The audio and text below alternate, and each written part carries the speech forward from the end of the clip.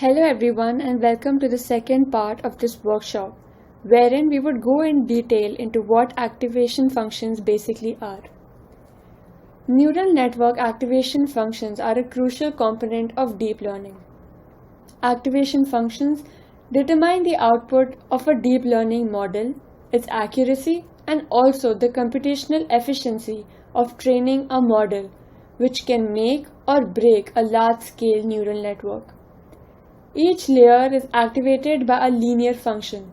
No matter how many layers we have, the function is attached to each neuron in the network and it determines whether it should be activated or fired or not, based on whether each neuron's input is relevant for the model's prediction.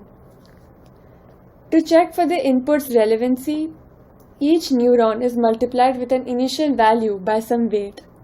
The sum resulting with other values coming into the same neuron and adjusting the resulting number by the neuron's bias, and finally normalizing the output with an activation function.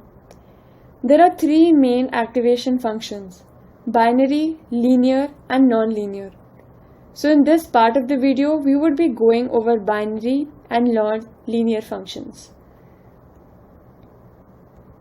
Here ReLU, TANH, sigmoid are nonlinear, and binary step function is a binary activation function. So let's look into our first activation function, the binary step function. A binary step function is a threshold-based linear activation function. If the input value is above or below a certain threshold, the neuron is activated and then sends exactly the same signal to the next layer. So what do you think is the threshold value for the graph below? The problem with this function is that it does not allow multi-value outputs. And why do you think so? Recall the fact that the main objective of the neural network is to learn the values of weights and biases so that the model could produce a prediction as close as possible to the real value.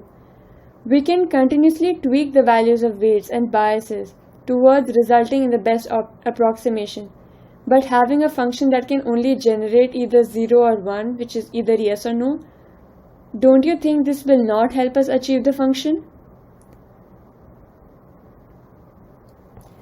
So, our sigmoid activation function is basically a non-linear activation function. Non-linear activation functions are better than linear functions. Why? Because they allow backpropagation. Since they have a derivative function which is related to the inputs, and they allow stacking of multiple layers of neurons to create a deep neural network, unlike linear activation functions.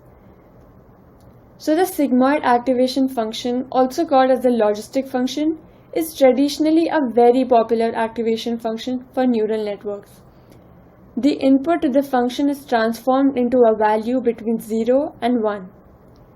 Inputs that are much larger than 1 are transformed to the value 1.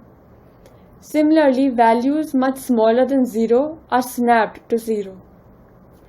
The shape of the function for all possible inputs is an S-shaped from 0 up through 0.5 to 1.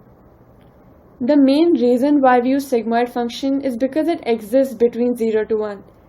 Therefore, it is especially used for models where we have to predict the probability as an output.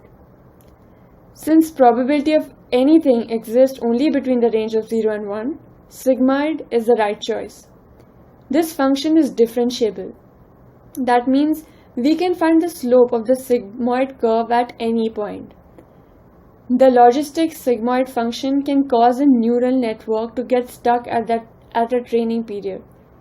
And this is because if a strongly negative input is provided to the logistic sigmoid, it outputs values which are very near to 0 and not a negative number, which is the actual value we need.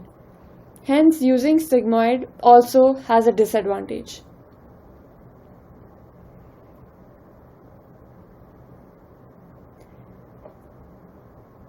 Our third non-linear activation function is the hyperbolic tangent function, also called as the tanh function.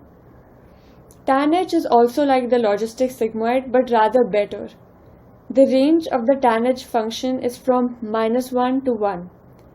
Tanh is also sigmoidal, which means S-shaped, as you can see in this picture. The only advantage is that the negative inputs will be mapped strongly negative, and the zero inputs will be mapped near zero in the tanh graph. And hence, it is better and rather a modified version of sigmoid, as it gives us exactly the value that we require from it. Last, the ReLU linear units, or the rectified linear units, which is also a non-linear activation function.